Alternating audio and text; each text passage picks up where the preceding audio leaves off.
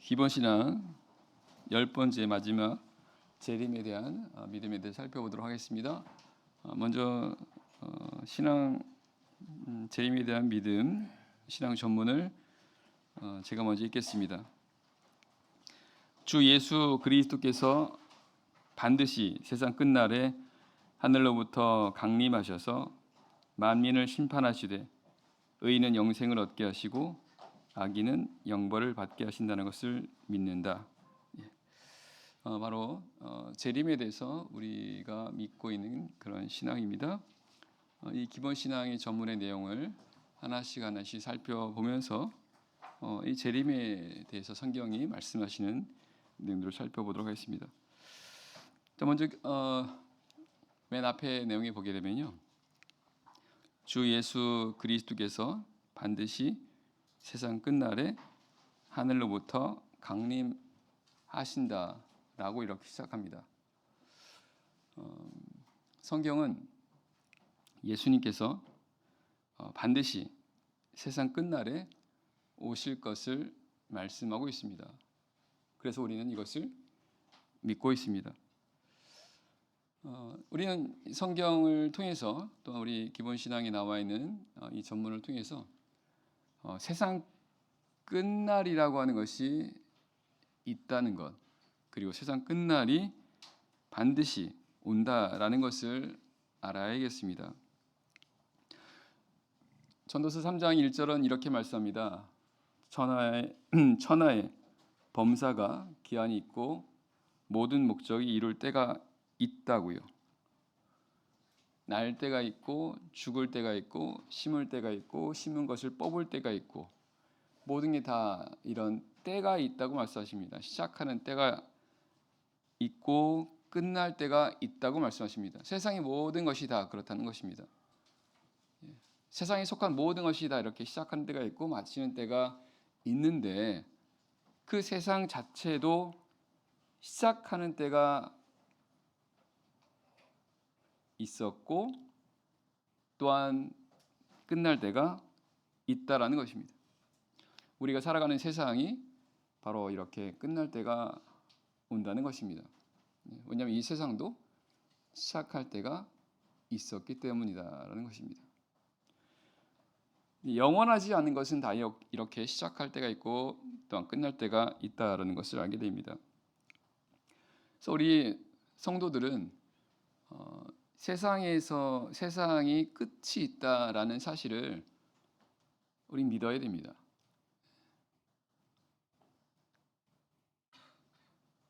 그 믿음은 단지 우리가 머리로만 아는 것이 아니라 우리 삶을 통해서 이 세상에 끝이 있다라고 하는 것을 알고 그에 합당한 그런 삶을 살아가야 된다라는 것입니다.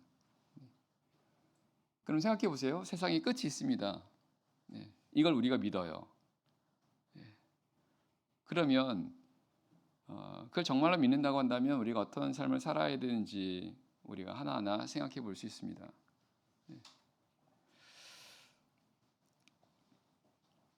세상에 끝이 있다고 한다면 그 말은 세상은 영원하지 않다라는 것입니다. 그래서 영원하지 않다 보니까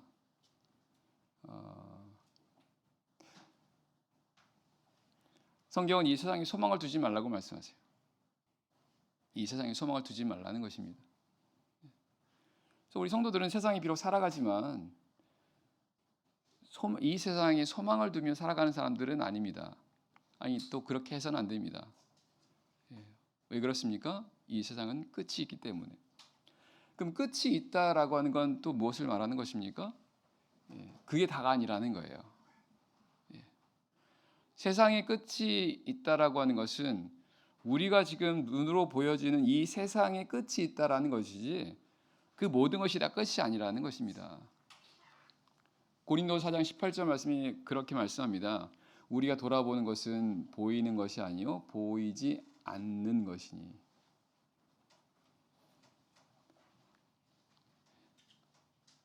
보이는 것은 잠깐이요 보이지 않는 것은 영원함이라라고 말씀하십니다. 그러니까 두 가지 세상이 있다라고 말씀하십니다. 보이는 세상이 있고 보이지 않는 세상이 있다는 것입니다. 보이는 세상을 가리켜서 우리가 흔히 말하는 이생이라고 말합니다. 이생. 예.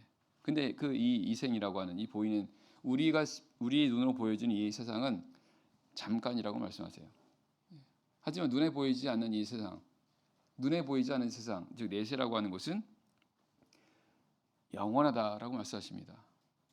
결국 세상에 끝이 있다라고 말씀하신 것은 눈에 보여지는 이 이생의 끝이 있다라는 것이고, 이제 그 이생에서의 끝이 있다고 한다면 이제는 보이지 않는 세상, 즉 내세라고 하는 것이 이제 비로소 시작된다라는 뜻입니다.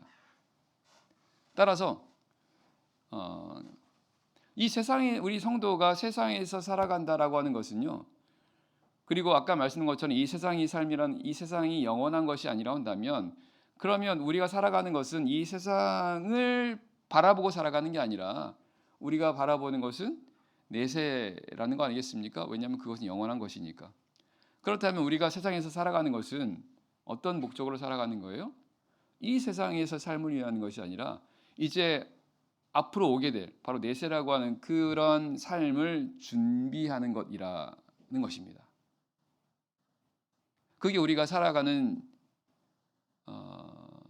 이 삶의 그런 목적이라는 겁니다. 우리 성도들이 세상에서 살아가는 것은 이제 앞으로 도래할 내세, 보이지 않는 세상, 아직 시작되지 않지만 그 날이 분명히, 왜냐하면 지금 우리가 살아가는 세상은 분명히 끝이 온다고 말씀하시니까요. 이제 끝이 오면 거기서 모든 것 끝나는 게 아니라 이제는 이제 새로운 것이 시작된다라는 것입니다. 성경은 그걸 새 하늘과 새 땅이 시작된다라고 말씀하시는 것이죠. 새 하늘과 새 땅이라는 것입니다. 물론 그것은 눈에 보이는 것이 아니라 보이지 않는 바로 영적인 세상을 가리킨다는 것입니다. 그래서 우리가 이것을 믿는다고 한다면 우리가 지금 살아가는 세상에서 살아가는 것은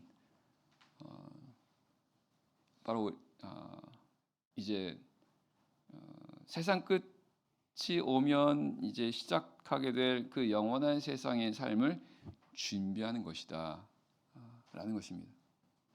그래서 우리가 그와 같은 생각을 가지고 이 세상을 살아가도록 해야 한다는 것입니다. 그렇다면 그런 세상을 살아가게 되면 이 세상을 살아갈 때 우리가 어떻게 살아갈 수 있다는 것입니까? 이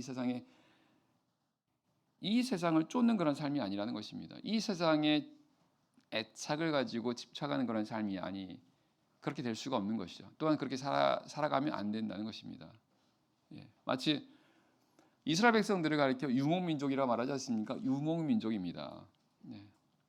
계속해서 옮겨 다닌 사람들입니다.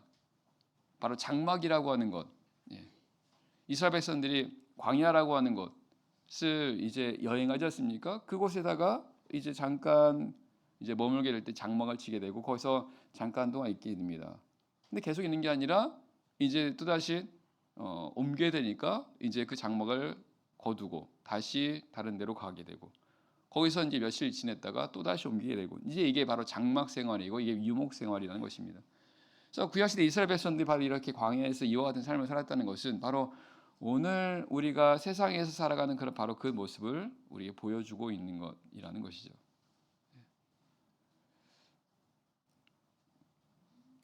그래서 이스라엘 백성들이 광야에서 그냥 하루하루 살아간 게 아니라 그들은 가나안 땅을 바라보면서 살았던 것처럼 우리 성도들도 세상에서 살아갈 때 앞으로 우리에게 도래할 내세, 즉 하나님의 나라, 바로 천국, 영원한 세상, 하나님과 함께하는 그런 곳, 하나님의 나라, 이제 이것을 우리가 생각하고 그것을 사모하면서 우리가 세상을 살아가게 될 때에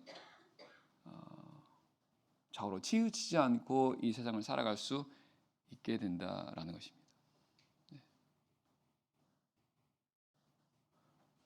그래서 우리 성도들은 영적인 유목민족이어야 되는 겁니다. 성경이 이걸 가리켜 나그네와 같은 그런 생활이라고 말씀하십니다. 나그네라는 겁니다. 한 곳에 계속해서 거주하는 것이 아니라 이제 언제든지 바로바로 준비할 수 다른 곳에 옮겨갈 수 있도록 준비하는, 또한 옮겨 다니는 바로 이 사람이 나그네지 않습니까? 바로 그와 같은 그런 삶을 살아야 된다라는 것입니다. 그래서 우리 성도들에게 있어서 이 세상 끝이라고 한다면 나와 지금 당장의 삶과는 별로 무관하게 이렇게 느껴질 수 있습니다. 뭔가 바로 피부에 와닿지 않고 이거는 그냥 멀리 앞으로 아주 까마득하게 있는 그런 어떤 상황이라고 생각할 수 있습니다. 그러다 보니까 이런 세상 끝날이라고 하는 예수님의 재림이라고 하는 이런 말씀을 듣게 되면 왠지 와닿지 않게 되고 그냥 뭐랄까요? 그냥 그런 거구나 이렇게 생각할 수 있어요. 하지만요, 성경은 그때는 아무도 모른다고 말씀하십니다. 왜냐하면 우리 각자에게도 마지막 때가 있거든요. 물론 그 각자의 마지막이 세상의 끝날은 아닙니다. 하지만 분명한 것은 우리 각자에게는 마지막이란 것이 분명히 온다는 것입니다. 세상 끝이라고 하는 것이 그 한참 이후의 문제라 하더라도 반드시 우리 각자는 내가 세상에서 사는 그 삶의 마지막 때가 올 거라는 거예요.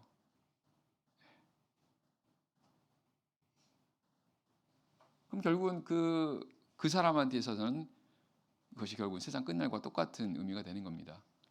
문제는 성경은 이 각자 세상에서 삶의 이 마지막은 아무도 모른다고 말씀합니다. 아무도 알지 못한다고 말씀하세요. 주의 날이 도적같이 올 것이라고 말씀하는 것처럼 우리 각자의 삶에서 있어서 그 세상의 마지막일 때는 아무도 모른다는 것입니다. 내일 일을 알지 못하는 안개와 같은 그런 존재라고 하는 것은 우리는 그때는 아무도 알지 못한다는 겁니다. 성경은 내가 평안하다 할 때, 내가 안전하다 할 그때에 바로 그 끝이 온다고 말씀하세요. 아무도 모릅니다. 결국 우리는 어떻게 살아가야 되는 겁니까? 그런 날을 우리가 항상 준비하며 살아가는 것입니다. 그러면 치우치지 않고 이렇게 바르게 갈 수 있습니다. 언제 이 마지막이 오든지 간에. 아니, 오늘 우리에게 주어진 하루를요, 내가 오늘이 마지막이 될 수 있다라는 생각으로 살아간다고 한다면 아마 아주 잘 살게 될 것 같습니다.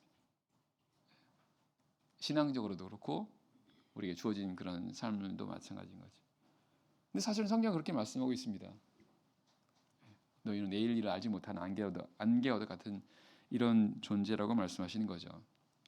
그래서 우리가 그걸 정말 믿는다면 그러면 이 마지막이라고 하는 세상 끝날이라고 하는 이런 부분에 대해서 우리는 당연히 알아야 됩니다. 알고 있어야 됩니다. 언제든지 그런 상황을 우리 모두가 당면하게 될 것이니까요.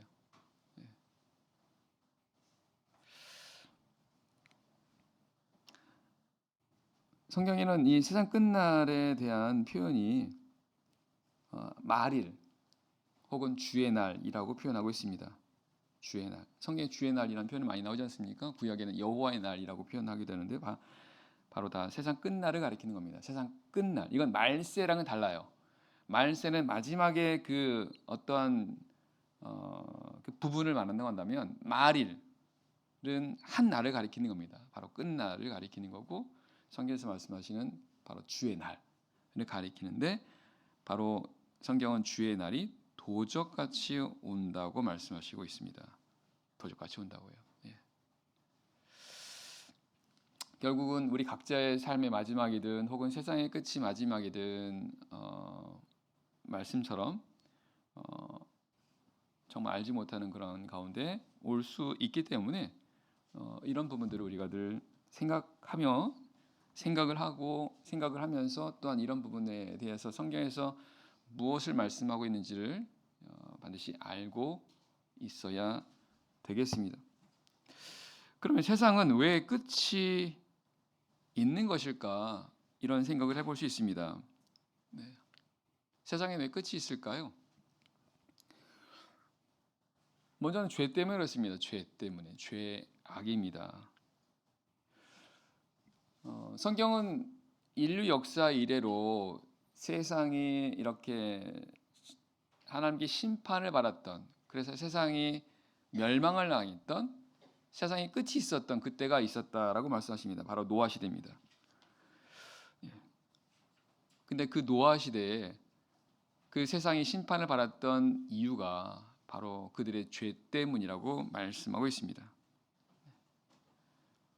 창세기 6장 13절에서 하나님께서 노아에게 말씀하십니다. 모든 혈육 있는 자의 강포가 땅에 가득함으로 그 끝날이 내 앞에 이르렀으니 내가 그들을 땅과 함께 멸하리라.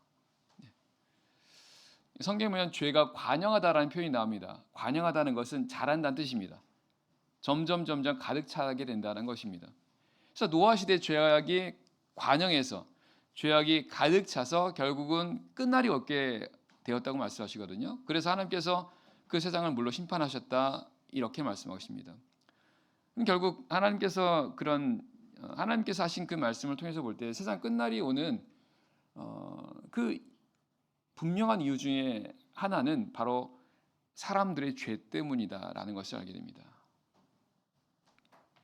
왜냐하면 하나님은 공의의 하나님이십니다. 악을 결코 방관하지 않으신 하나님이라는 겁니다.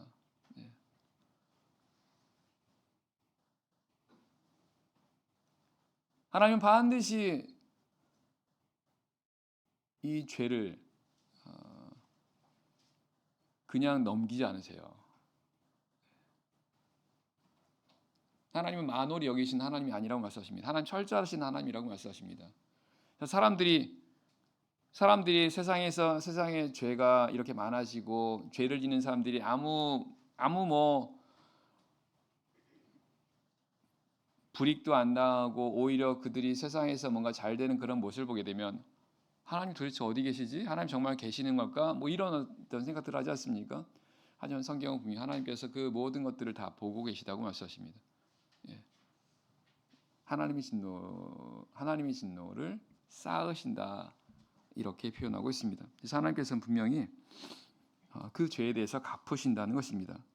그래서 그 노아 시대에 하나님께서 그 사람들의 죄로 인해서 세상을 심판하셨던 이후에도요, 하나님께서 전면적이 아니라 부분적으로도 그 사람들의 죄 때문에 그들의 끝이 오게 된, 즉 심판을 했던, 그래서 멸망을 당했던 그런 경우들이 있음을 성경은 기록하고 있습니다. 대표적인 것이 소돔과 고모라죠.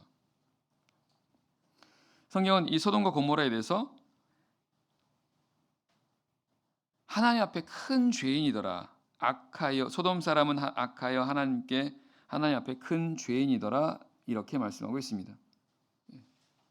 소돔과 고모라는 정말로 죄가 만연했던 그런 곳입니다. 창세기에 보면 이 소돔과 고모라 성에 살고 있었던 그 롯이라고 하는 그 사람을 통해서 그 당시에 소돔과 고모라가 어떤 상황인지를 알게 되는데요. 정말 죄가 가득 찼던,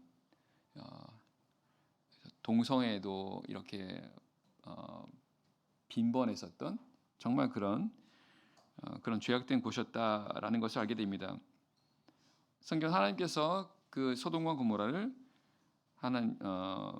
하늘에서 유황과 불을 비같이 내리셔서 그것을 다 엎어 멸하셨다 이렇게 말씀하십니다. 그리고 그 소돔과 고모라 성을 이렇게 멸한 이유를 하나님께서는 또 이렇게 말씀하십니다. 베드로서 2장 5절 6절에서는 소돔과 고모라 성을 멸망하기로 정하여 죄가 되게 하사 후세에 경건치 아니한 자들에게 본을 삼으셨으며, 그러니까 성경이 이렇게 그 죄로 인해서 멸망을 받았던 이와 같은 그런 것들을 기록한 이유는 하나님께서 본을 보이신다는 것입니다. 죄로 관영하게 되면 하나님께서 반드시 이렇게 심판하시게 된다. 즉 끝날이 오게 될 것이다라는 것을 말씀하고 있다는 것입니다. 그리고 계속적으로 무엇입니까? 이 세상이라고 하는 것이 점점 그와 같이 죄로 관영하게 되기 때문에 언젠가 이 세상이라고 하는 것도 반드시 그 죄로 인해서 심판을 받아서 멸망을 당하고 그래서 세상 끝날이 오게 될 거라고 하는 것을 하나님께서는 사실은 미리 보여주고 계시다는 것입니다. 그리고 그 역사적으로 그 과정에서도 이런 것들을 부분적으로 보여주십니다. 성경에도 나와 있는 그런 내용들을 통해서도 그렇고요. 그리고 성경이 기록된 그 이후에도 이렇게 어떤 한 도시가 멸망을 당하거나 혹은 지도에서 사라지거나 이런 것들은 사실은 하나님께서 심판하시는 그런 모습들이라고 우리가 보아야겠습니다. 대표적인 도시가 폼페이라고 하는 도시입니다. 폼페이. 네. 이 도시는 서기 79년 8월 24일에요. 화산 폭발로 하루아침에 이렇게 도시 자체가 사라지게 됩니다.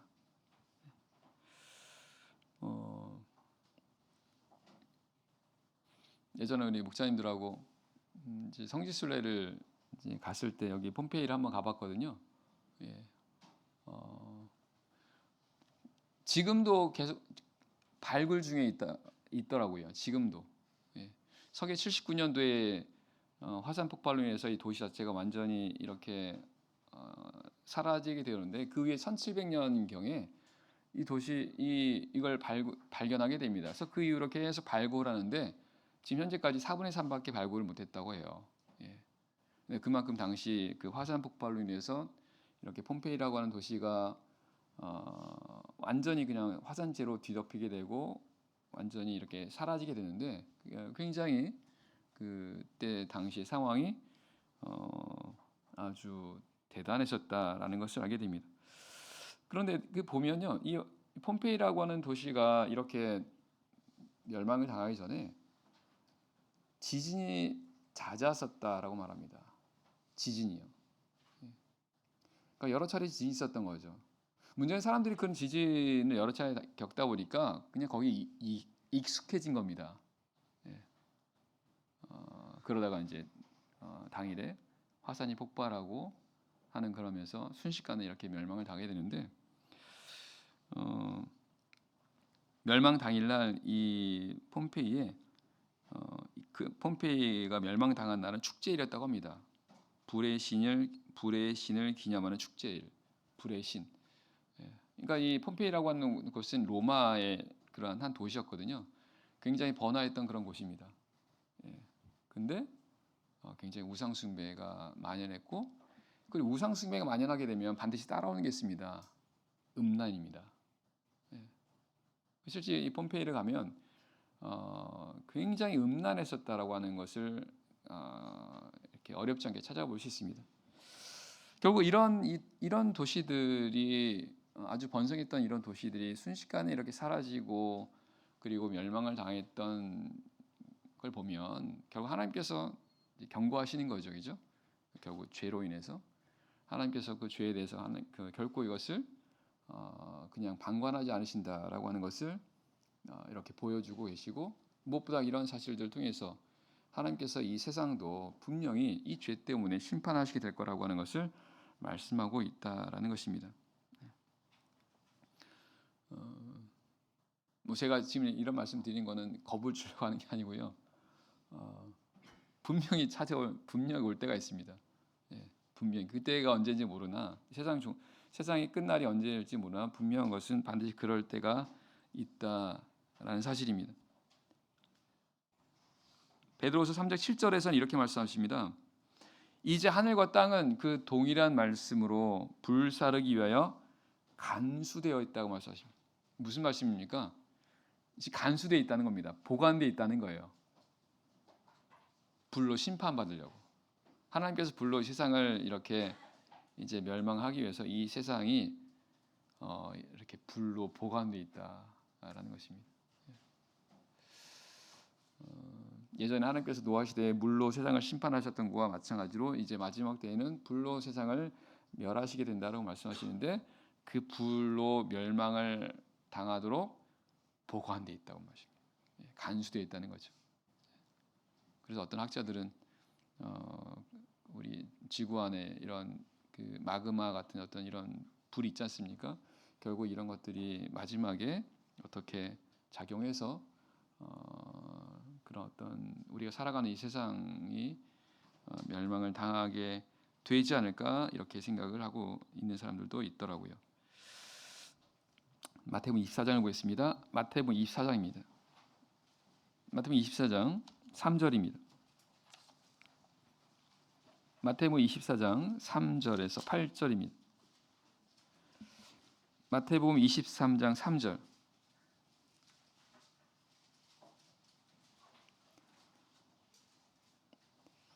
마태복음 24장 3절입니다. 예수께서 감람산 위에 앉으셨을 때에 제자들이 종용이 와서 가로되 우리에게 이르소서 어느 때에 이런 일이 있겠사오며 또 주의 임하심과 세상 끝에는 무슨 징조가 있사오리까? 예수께서 대답하여 가라사대 너희가 사람의 미혹을 받지 않도록 주의하라. 많은 사람이 내 이름으로 와서 이르되 나는 그리스도라 하여 많은 사람을 미혹케 하리라. 난리와 난리 소문을 듣겠으나 너희는 삼가 두려워 말라. 이런 일이 있어야 돼.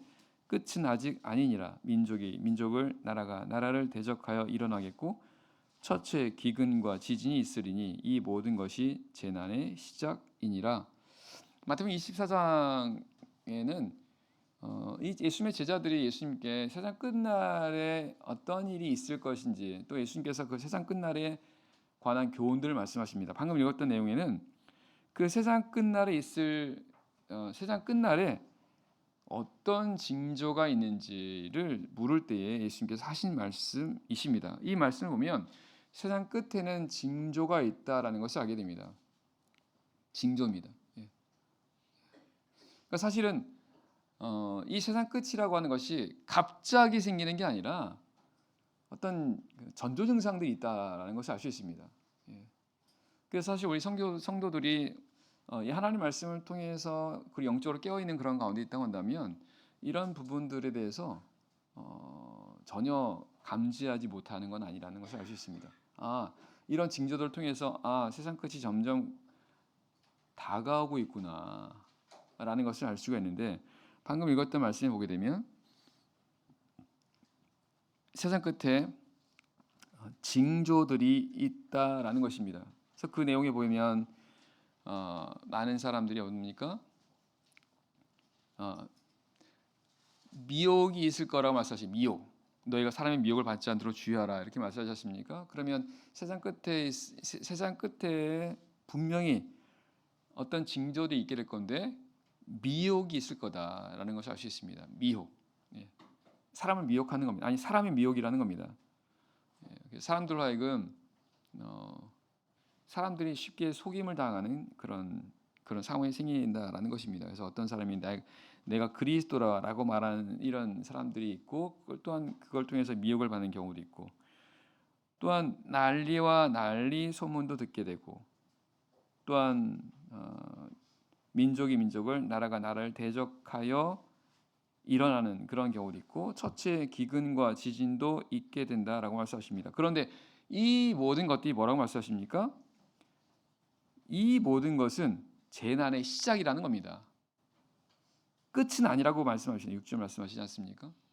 그러니까 이런 상황이 생길 때 이게 끝이 아니라 이제 재난이 시작된다라는 것을 말씀하고 있습니다. 그러면 세상 끝은 이제 그 재난이 시작되면서 결국은 이 재난의 마지막이 세상의 끝이다라는 것을 알 수가 있습니다. 근데 아무튼 여기 방금 말씀했던 이런 재난의 징조들, 마지막 때가 있을 때에 일어나게 될 이런 징조들에 대해서는 우리는 알고 있어야겠죠. 그래서 우리가 이런 상황들을 감지했을 때 재난이 시작했구나라는 것을 알 수 있습니다. 사실 방금 읽었던 내용을 보면 이미 재난이 시작됐다라는 것을 알 수가 있습니다. 9절입니다. 9절. 그때 사람들이 너희를 환난에 넘겨주겠으며 너희를 죽이리니 너희가 내 이름을 위하여 모든 민족에게 미움을 받으리라. 그때 많은 사람이 시험에 빠져 서로 잡아주고 서로 미워하겠으며 거짓 선지자가 많이 일어나 많은 사람을 미혹하게 하겠으며 불법이 성함으로 많은 사람의 사랑이 식어지리라. 그러나 끝까지 견디는 자는 구원을 얻으리라. 이 재난이 시작되면 어떤 상황이 생긴다는 걸 알 수 있습니까? 우리 성도들의 환난이 생긴다는 것을 알 수 있습니다. 환난입니다. 믿음으로 인한 환난이 오게 된다라는 것을 알 수 있습니다. 그래서 그것으로 인해서 미움을 받기도 하고요. 그리고 잡히기도 하고요.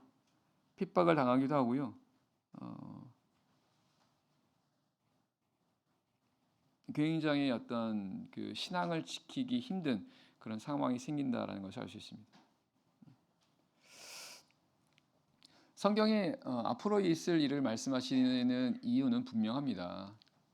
우리 성도들에게 예비하게 하는 겁니다. 예비하게 하는 거예요. 반드시 이런 일이 있을 테니까 준비하라는 겁니다. 평안할 때 지금 평안한 시대니까 우리가 이거 즐기자가 아니라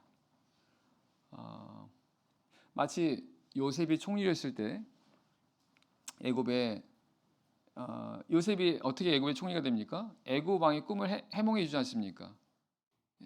애굽 왕이 꿈을 꾸는데 도저히 이 꿈이 뭔지 모르는 그 상황에서 요셉이 가가지고 그 꿈을 해석해 주지 않습니까? 그 꿈을 해석해 줘서 결국 요셉이 애굽의 총리가 됐습니다. 근데 그 꿈 내용이 뭐예요? 애굽 전역에 7년간 풍년 있게 되고 7년 풍년이 끝나고 나면 7년 흉년이 있게 될 것이다라는 것입니다. 그 7년 흉년의 기간이 참으로 어마어마한 그런 흉년이 있을 것이기 때문에 요셉이 뭐라 말합니까?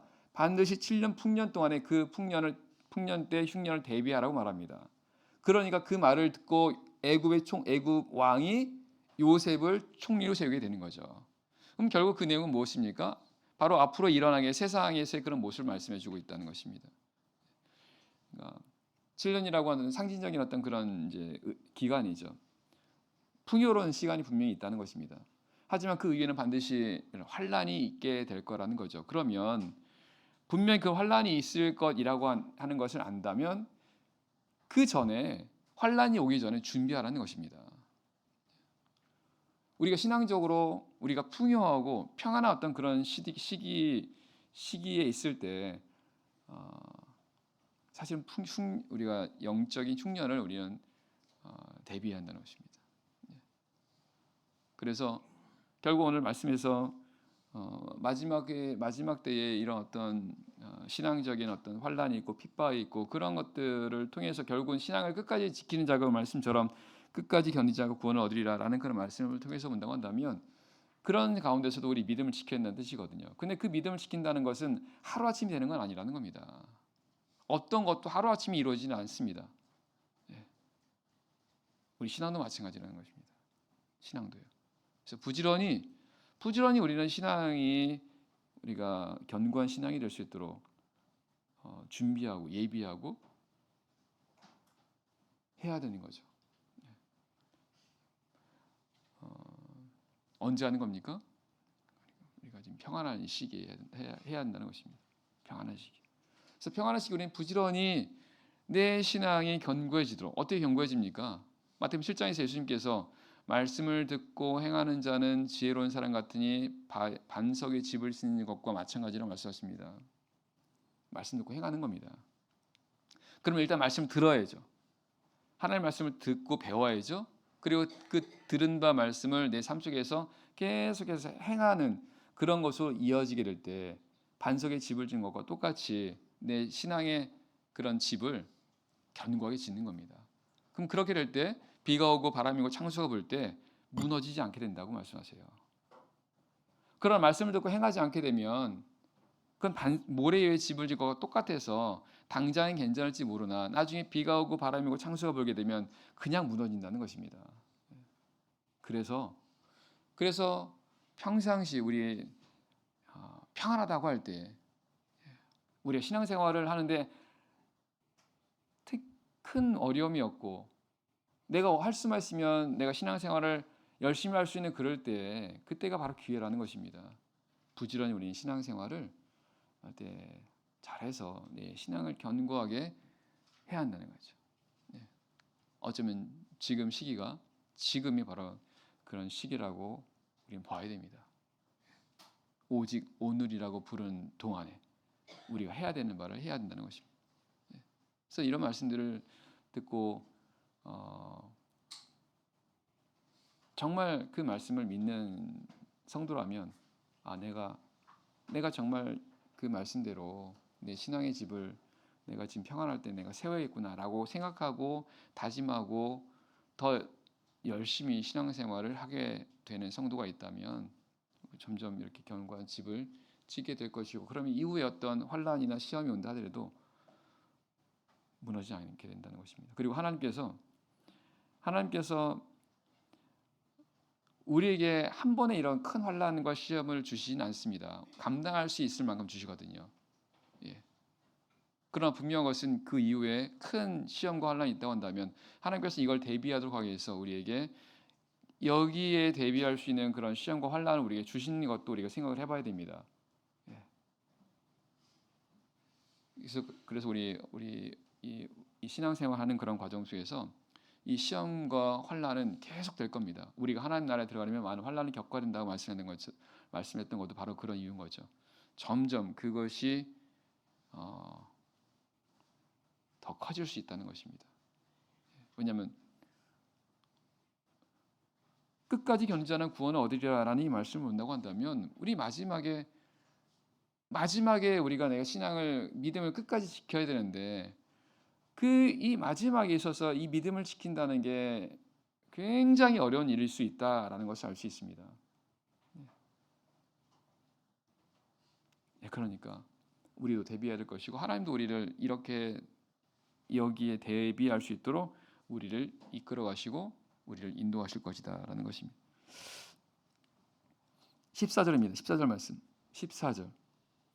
이 천국 복음이 모든 민족에게 증거되기 위하여 온 세상에 전파되리니 그제야 끝이 오리라. 이제 예수님께서 말씀하십니다. 이제 그때 바로 끝이 온다고요. 예. 언제요? 천국 복음이 모든 민족에게 증거될 때입니다.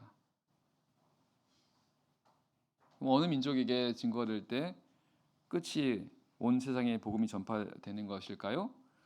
바로 이스라엘입니다. 이스라엘.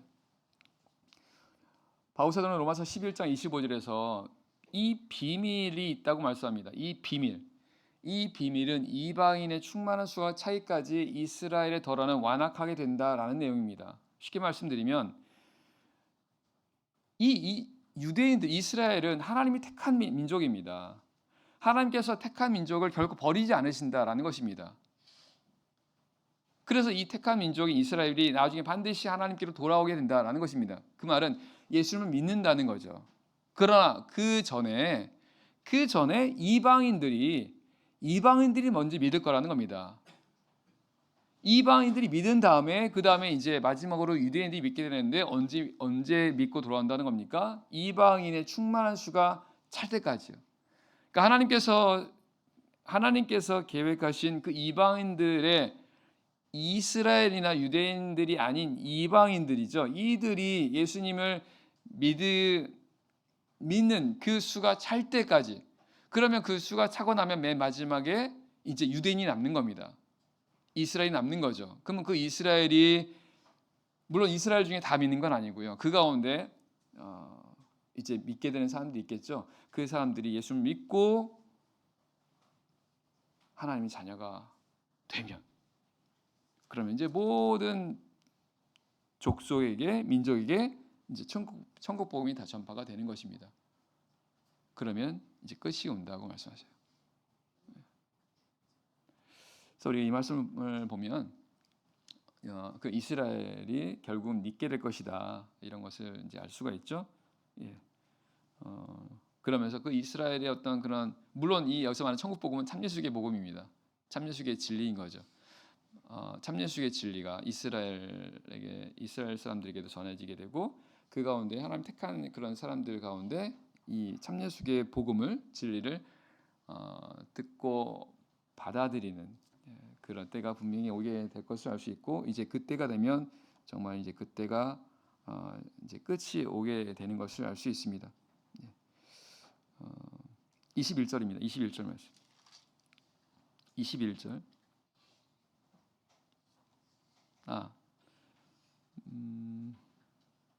예, 21절입니다. 21절에서 24절 말씀 먼저 보겠습니다.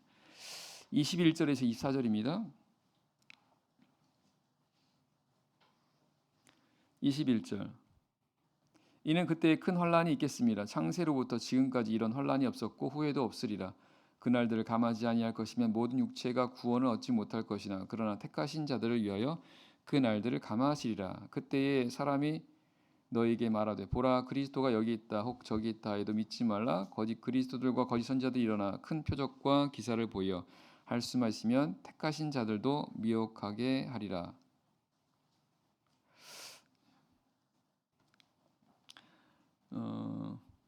제가 방금 말씀드린 것처럼 각 이방인들이 이제 믿게 될 것이고, 그 다음에 마지막으로 유대인들이 믿게 되는 그 과정에서 바로 21절과 24절에 그런 상황들이 생긴다는 것입니다. 결국은 큰 환란이 있게 된다는 것입니다. 큰 환란이. 그러니까 큰 환란 가운데서 복음이 들어간다는 것을 알 수 있습니다. 마치 사도행전 8장에 보게 되면 원래 복음이 예루살렘만 있었지 않습니까? 그 예루살렘에 있던 그 복음이 스데반의 일로 인해서 큰 핍박이 일어나게 됐을 때 비로소 그 사마리아 지역, 그 다음에 유대 지역, 그 다음에 이방인 지역으로 복음이 들어가는 것과 똑같은 원리가 되는 거죠. 그래서 그런 환란이 있게 된다고 말씀하십니다. 29절입니다. 29절 말씀. 29절. 그날 환란 후에 즉시 해가 어두워지며 달이 빛을 내지 아니하며 별들이 하늘에서 떨어지며 하늘의 권능들이 흔들리리라. 그때 인자의 징조가 하늘에서 보이겠고 그때 땅의 모든 족속들이 통곡하며 그들이 인자가 구름을 타고 능력과 큰 영광으로 오는 것을 보리라. 저가 큰 나팔 소리와 함께 천사들을 보내리니 저희가 그 택하신 자들을 하늘 이 끝에서 저 끝까지 사방에서 모으리라. 이제 여기 29절 31절 말씀은 이제 진짜 마지막이지 않습니까? 예수님께서 하늘에서 내려오시는 하늘에서 이제 재림하시는 그 상황이지 않습니까? 근데 그 상황이 그날 환란 후에라고 말씀하십니다. 그날 환란 후에, 앞에서 말씀했던 그 환란입니다. 그날 환란 후에 해가 즉시 어두워지고 달이 빛을 내지 않게 되고 하늘의 권능들이 흔들리게 되면서 비로소 그때 예수님께서 하늘에서 이제 땅으로 재림하게 되시는데, 이 환란이라고 하는, 그날 환란이라고 하는 이 상황이 계시록 20장에, 요한계시록 20장에 나와 있는 것처럼 계시록 20장에 보면 어떤 내용이 나옵니까? 천년이 찼을 때 사단이 그 무저갱에서 이제 나오게 되는 내용이 나옵니다. 그리고 난 다음에 이제 사람들을 미혹하게 된다고 말씀하십니다. 그 미혹해서 어떻게 한다는 겁니까? 미혹해서 하나님의 성도들을 이렇게 크게 핍박하게 된다고 말씀하세요. 근데 그때 성경은 저희가 지면에 널리 퍼졌지, 이제 그 사단을 통해서 미혹받은 그런 그 사람들이 이제 하나님의 참된 교회와 성도들을 핍박하는 그런 가운데 저희가 지면에 널리 퍼져 성도들의 진과 사랑하시는 성을 두름에 이제 둘렀다는 건 뭡니까? 포위했다는 거 아니겠습니까? 성경 그때 하늘에서 불이 내려와 저희를 소멸하고 또 저희를 미혹하는 마귀가 불과 유황못에 던지게 된다, 이렇게 말씀하십니다. 그러니까 그 성도들이 하나님의 이런 그 참된 그 교회가 이제 극한 어떤 그런 그 환난과 핍박을 당하는 그런 가운데 있을 때 하늘에서 불이 내려와서 하나님께서 그들을 그 핍박하는 그들을 하나님께서 이제 멸하신다는 그런 말씀이시거든요. 바로 그 내용이 바로 29절에서 말씀하시는 바로 이 상황이라는 것을 알게 됩니다. 그리고 그 이후로 해서 이제 그 성도들과 교회를 핍박하던 그들은 사단과 또한 이런 자들이 함께 불과 유황못에 던지게 되고, 그리고 나서 그 가운데 끝까지 믿음을 지켰던 그 성도들은 예수님께서 그들을 이제 구원하시는, 그래서 하나님의 나라에 그들을 함께 데리고 올라가시는 그런 내용이다라는 것을 알게 됩니다. 특별히 31절 말씀 보게 되면 저가 큰 나팔 소리와 함께 천사들을 보낸다고 말씀하십니다. 큰 나팔 소리. 이 마지막 때의 나팔 소리는 굉장히 중요합니다. 왜냐하면 그 나팔 소리가 날 때 죽은 자들이 다 일어난다고 말씀하세요. 고린도서 15장에 보게 되면 바로 부활입니다. 예수님이 재림하실 때 큰 나팔 소리가 들리게 되고 그 나팔 소리와 함께 죽은 성도들이 다 일어나게 돼서 부활하게 되고, 그리고 그 당시 살아있는 성도들은 순식간에 몸이 홀연히 변화된다라고 말씀하십니다. 그리고 나서 그들이 다 공중으로 다 올림을 받아서 예수님과 함께 공중에서 만나게 되고 예수님께서 그들을 함께 데리고 영원한 하나님의 나라로 이제 데려가시는 걸로 이제 모든 그 구원의 그 일이 이제 끝나게 될 거라고 말씀하고 있습니다. 그래서요, 그 예수님께서 이렇게 오신다라고 하는 것은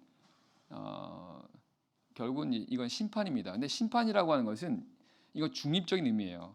그래서 하나님께서 선과 악에 대해서 심판하신다는 것은 선한 자에게는 하나님께서 이렇게 상을 주시고 악을 행한 자에게는 벌을 주시는 거지 않습니까? 결국은 끝까지 하나님을 믿고 의지하는 그런 자들에게는 하나님께서 그들을 구원해 주시고, 그러나 그렇지 않은 자들에게서는 이제 그들이 영원한 형벌을 받을 수 있도록 바로 이제 영원한 지옥이라고 하는 곳에 이렇게 그들을 심판하는 것이 바로 예수님께서 마지막에 세상에 오셔서 하게 되는 이루어지는 그런 일들이라고 말씀하고 있습니다. 자, 우리 마지막으로 베드로후서 3장 말씀을 보겠습니다. 베드로후서 3장입니다. 베드로후서 3장 8절입니다. 베드로후서 3장 8절.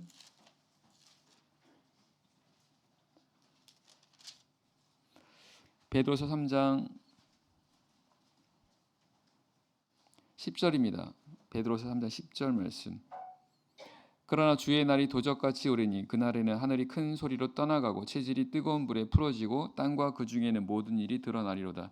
이 모든 것이 이렇게 풀어지리니 너희가 어떠한 사람이 되어야 마땅하뇨? 거룩한 행실과 경건함으로 하나님의 날이 임하기를 바라보고 간절히 사모하라. 그날에 하늘이 불에 타서 풀어지고 체질이 뜨거운 불에 녹아지려니와 우리는 그 약속대로 의에 거하는 바 새 하늘과 새 땅을 바라보도다. 이 말씀 끝까지 이 말씀을 따라서 우리가 행하도록 해야겠습니다. 하나님 나라를 사모하면서 세상에서 주어진 시간 동안 하나님 나라를 예비하는 그런 삶을 살아가는 우리 성도분들 되기를 바랍니다. 기도하겠습니다. 오늘 들으신 말씀 기억하시면서 예수님의 재림, 세상 마지막,